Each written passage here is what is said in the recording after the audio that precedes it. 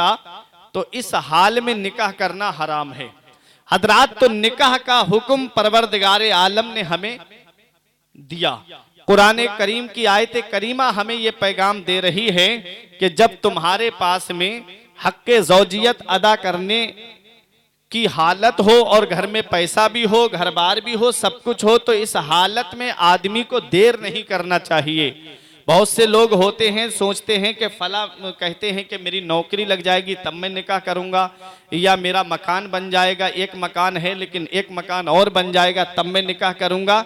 ये उज़्र जो है वो शरीयत में काबिल कबूल नहीं। इंसान जब बालिग हो जाए और उसको ये यकीन हो जाए कि मुझसे जिना हो जाएगा या मुझसे गुनाह हो जाएगा, तो इस हालत में निकाह करना फर्ज है, उसको निकाह करना चाहिए। मदीने वाले मुस्तफ़ा इरशाद फरमाते हैं, अन निकाहो मिन सुन्नती फमन रग़िबा अन सुन्नती फलैसा मिन्नी। निकाह मेरी सुन्नत है। नबी फरमाते हैं निकाह मेरी सुन्नत है।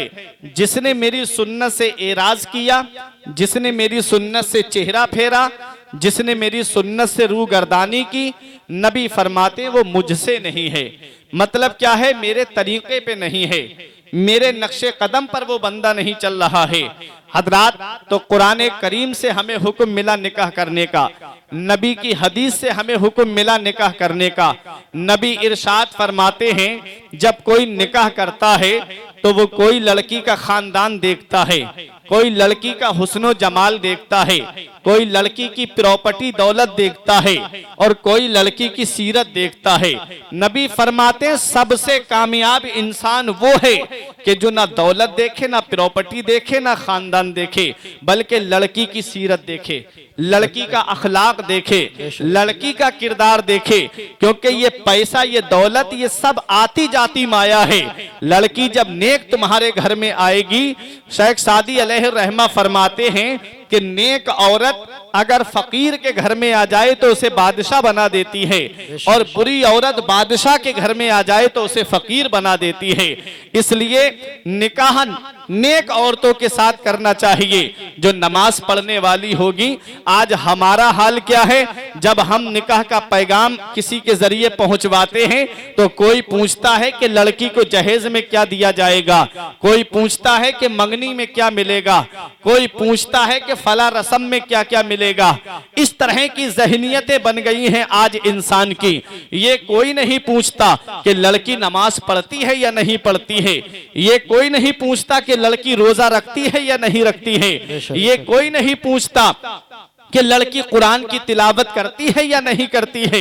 बस कोई दौलत के ऊपर नजर रखता है, कोई प्रॉपर्टी के ऊपर नजर रखता है, कोई हुस्नो जमाल के ऊपर नजर रखता है। याद रखो प्यारे मुसलमानों, मदीने वाले मुस्तफा का फरमान है कि निकाह करो तो लड़की का अखलाक देख करके करो, निकाह करो तो लड़की की दीनदारी देख करके करो। क्योंकि दीनदार औरत जब तुम्हारे घर में आएगी तो नमाज की पाबंद होकर के आएगी, नमाज पढ़ती हुई आएगी, कुरान की तिलावत करती हुई आएगी। और तुम्हारे घर में जब वो कुरान की तिलावत करेगी, मदीने वाले मुस्तफा इरशाद फरमाते हैं, जिस घर में कुरान पढ़ा जाता है उस घर में सिर्फ इंसान ही कुरान की तिलावत नहीं सुनते हैं, बल्कि आसमान से रब के फरिश्ते कुरान की तिलावत सुनने के लिए आते हैं। इसलिए याद रखो प्यारे मुसलमानों, निकाह नेक औरतों से करना चाहिए, कुरान की तिलावत जो करने वाली हो, नमाज की पाबंदी जो करने वाली हो। हजरात, आज हमारा मुआशरा क्या कहता है, आज हमारी सोसाइटी क्या कहती है, वो सारी बातें आज मैं आपके सामने बयान करूंगा।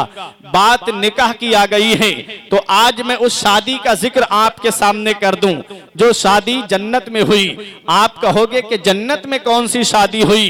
हजरात, तो आओ, जब इंसान का वजूद भी नहीं था, परवरदिगारे आलम ने पहले पारे में इरशाद फरमाया, फरिश्तों को हुक्म दिया।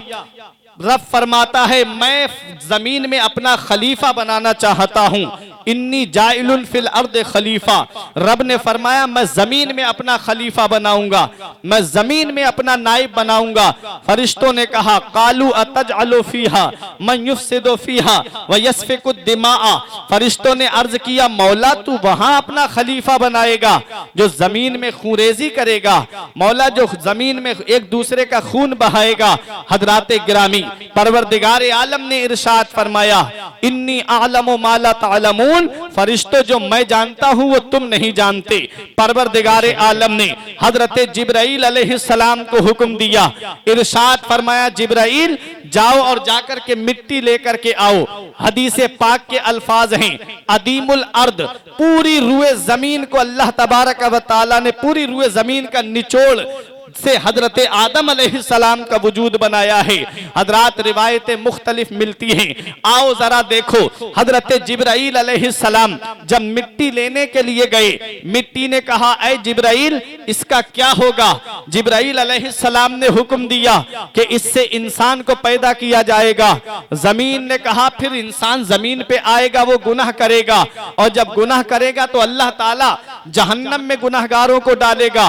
तो जिब्राइल अलैहिस्सलाम ने कहा हाँ। तो हजरात उस मिट्टी ने कहा मेरा वजूद, मेरा हिस्सा जहन्नम में जाएगा, ये मुझसे बर्दाश्त नहीं होगा। जमीन रोने लगी, मिट्टी रोने लगी। हजरत जिब्राइल को रहम आ गया, छोड़ के वापस आ गए। फिर हजरत इसराफील को भेजा, उनको भी रहम आ गया, वो भी छोड़ करके आ गए। फिर हजरत मीकाईल अलैहिस्सलाम को भेजा, उनको भी रहम आ गया, वो भी मिट्टी छोड़ करके चले आए। आखिर में हजरत इजराइल अलैहिस्सलाम को भेजा।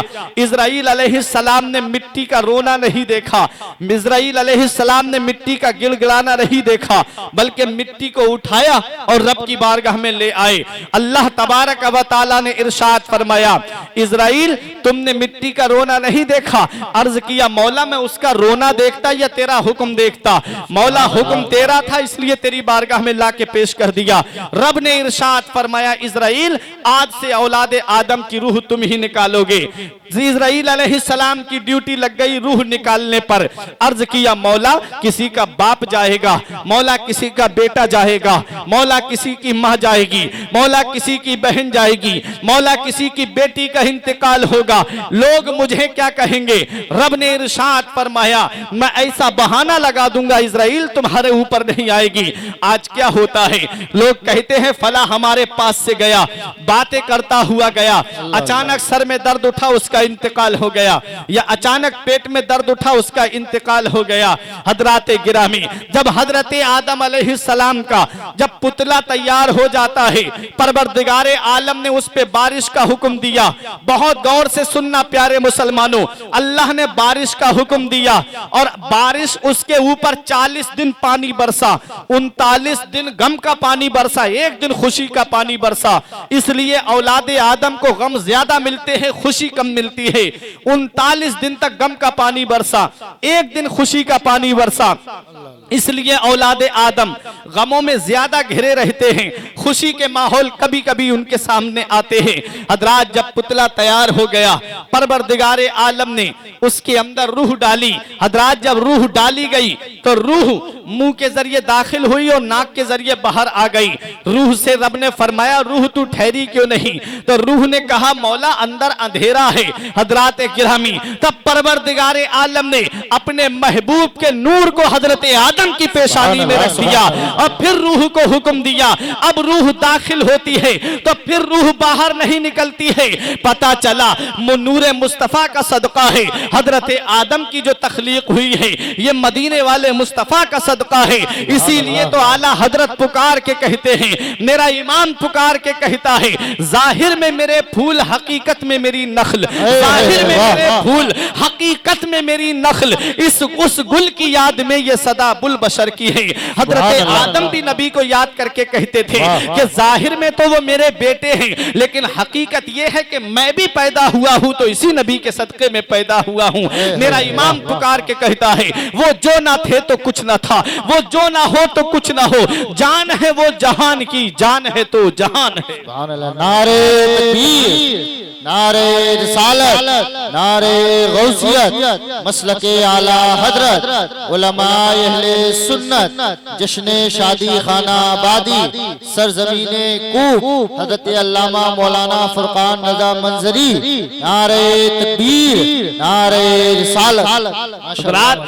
अब हजरत आदम अलैहिस्सलाम के जिस्म में जब रूह डाल दी गई, अल्लाह तबारक व तआला ने फरिश्तों को हुक्म दिया, व इज़ क़ाला लिल मलाइकति इसजुदू ले आदम, ऐ फरिश्तों आदम को सजदा करो। फसजदू इल्ला इब्लीस, सब ने सजदा किया लेकिन इब्लीस ने सजदा नहीं किया, शैतान ने सजदा नहीं किया। 400 करोड़ इबादत करने वाला, उसके सजदों के बारे में आता है कि अगर रूए जमीन पर उसके सजदे बिखेर दिए जाएं तो राई के दाने के बराबर भी जगह नहीं बचेगी। हजरत आदम अलैहिस्सलाम के लिए सजदे का हुक्म दिया कि मेरे आदम को सजदा करो। फरिश्तों ने किया लेकिन इब्लीस ने नहीं किया। क्यों? क्योंकि उसने तकब्बुर किया, उसने घमंड किया। हजरात, तकब्बुर कितना बड़ा गुनाह है, घमंड कितना बड़ा गुनाह है। हजरात गिरामी, घमंड जिना से भी बड़ा गुनाह है, घमंड इतना बड़ा गुनाह है, तकब्बुर इतना बड़ा गुनाह है। जिना से ज्यादा बड़ा गुनाह तकब्बुर है, शराब से ज्यादा बड़ा गुनाह तकब्बुर है। क्योंकि शैतान जिना नहीं किया था कभी भी, शैतान ने कभी शराब नहीं पी थी, शैतान ने कभी चोरी नहीं की थी, बस तकब्बुर किया था, बस घमंड किया था। उस तकब्बुर की वजह से परवरदिगारे आलम ने उसे जन्नत से बाहर निकाल दिया। हजरात, वही अल्लाह है जिसने इंसान को मिट्टी से पैदा किया, वही अल्लाह है जो इंसान को पानी, गंदले पानी से पैदा करता है, वही अल्लाह है जो बाप की रीढ़ की हड्डी से और माँ के सीने की हड्डी से वजूद बनाता है इंसान का। वही अल्लाह है जिसने इंसान को तकब्बुर से बचने के लिए हर बार हर दिन उसके पेट के अंदर 2 केजी पाखाना रखा ताकि इंसान घमंड न करे। जब जब बिल्डिंगें ऊंची देखो तो तकब्बुर न करना। जब जब अकाउंट सिर्फ और सिर्फ यही है कि हम आज भी मस्जिद में आ जाएं, अपने रब की बारगाह में झुक जाएं, अपने रब की बारगाह में आज भी झुक जाओ और रब की बारगाह में अर्ज करो, मेरे परवरदिगार, हमसे जो गुनाह हुए मौला उनको माफ फरमा दे। आज से हम तेरे महबूब की शरीयत पे अमल करेंगे मौला, आज से कभी नमाजों की कज़ा नहीं करेंगे मौला, हमेशा नमाजों की पाबंदी करते रहेंगे, नमाजों को उनके वक्तों पर अदा करते रहेंगे। आज भी तुम अपने रब की बारगाह में झुक जाओगे तो दुनिया की सरदारी तुम्हारे लिए है और जन्नत की बहारें तुम्हारे लिए। नबी ने फरमाया, अन निकाह मिन सुन्नती, निकाह मेरी सुन्नत है। फमर रगेबा अन सुन्नती फलैसा मिन्नी, जिसने मेरी सुन्नत से एराज किया वो मुझसे नहीं है। काबिल मुबारकबाद हैं हमारे गामा साहब कि उन्होंने अपने शहजादे की शादी के मौके पर मदीने वाले मुस्तफ़ा के नाम की महफिल को सजाया, नबी के जिक्र की महफिल को सजाया।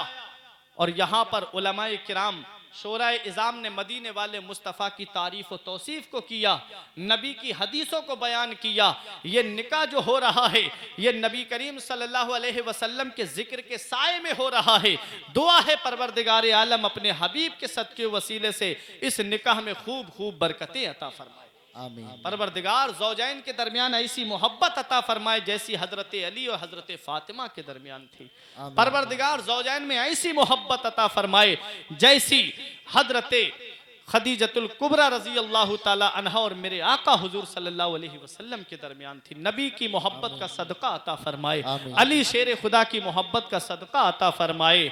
जो रिश्ता होने वाला है वो जन्नत तक रहे कायम, तुझे है वास्ता मौला अली ज़हरा की शादी का। हजरात गिरामी, मैं यही दुआ करूँगा परवरदिगार आलम हम सबको शरीयत मुताहरा पे चलने की तौफीक अता फरमाए, हम सबको इहदिना सिरातल मुस्तकीम पे चलने की तौफीक अता फरमाए।